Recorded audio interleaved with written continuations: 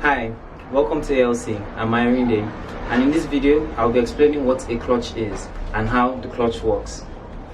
I'll be talking about the single plate friction clutch found in cars with a manual transmission.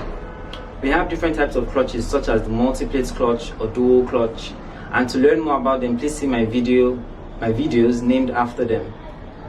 We also have the dry and the wet clutch. This type is the dry clutch, and it's the one found in the manual transmission vehicle.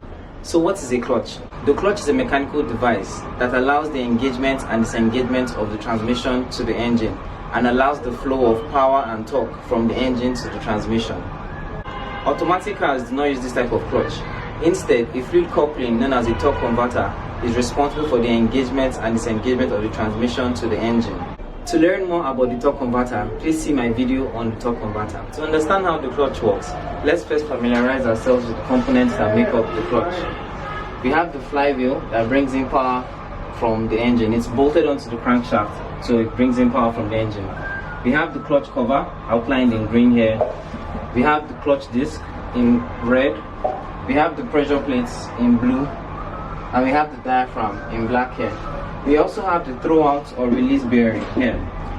Not drawn, but we have a clutch fork as well as a linkage that links the clutch fork to the clutch pedal. I tried to draw the clutch fork, the linkage and the pedal, but I just didn't know how to put it here. That's why I omitted it. Sorry about that. The clutch cover is bolted onto the flywheel. So as the flywheel rotates, the clutch cover rotates with it. The pressure plate and the diaphragm are fixed in the clutch cover. So when the clutch cover rotates, it rotates with it as well. But they can move linearly. The clutch disc is located between the flywheel and the pressure plate, but the whole assembly is covered by the clutch cover. The clutch disc is made up of a splined hub with rivets and friction material. In the past, asbestos was used to make the friction material, but because asbestos has been found to be very harmful to the human body, materials such as metallic compounds and other organic materials have been used to make the clutch disc friction material.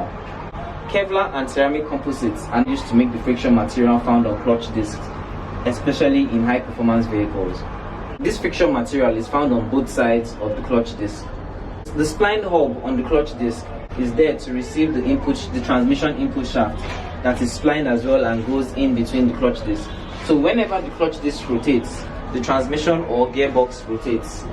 Normally, the pressure plate is loaded with springs, so it's always pushing the clutch disc onto the flywheel. So whenever the flywheel rotates, the clutch disc, the clutch cover, the pressure plate, everything rotates, allowing power flow from the engine to the transmission. So as much as we need the clutch being pressed firmly onto the flywheel, we also need to make sure it doesn't stick to the flywheel. So those rivets are there to prevent the clutch disc from sticking onto the flywheel. The rivets also help hold the friction material on both sides of the clutch disc together. When the driver wants to select gears, the clutch pedal is depressed, and this pushes the throwout bearing onto the diaphragm fingers. The diaphragm is pivoted to the clutch cover, so when pressure is applied on the diaphragm fingers, it pulls back the pressure plate, relieving the pressure that was being applied onto the clutch disc, allowing it free wheel, creating space between the clutch disc and the flywheel.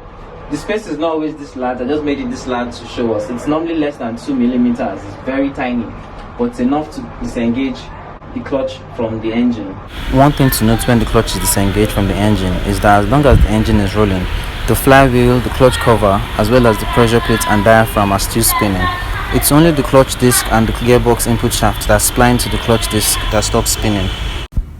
When you take your foot off the clutch pedal, the clutch fork releases the throwout bearing, allowing the diaphragm spring relax and the pressure plate to push the clutch disc onto the flywheel, engaging it. The torsion springs on the clutch disc absorbs the vibrations and jolts that are generated every time the clutch disc engages with the flywheel. For more videos and information about cars, please subscribe to my YouTube channel, Ayo Loves Cars, and follow me on other social media platforms, Ayo Loves Cars, Ayo Loves Cars, Ayo Loves Cars.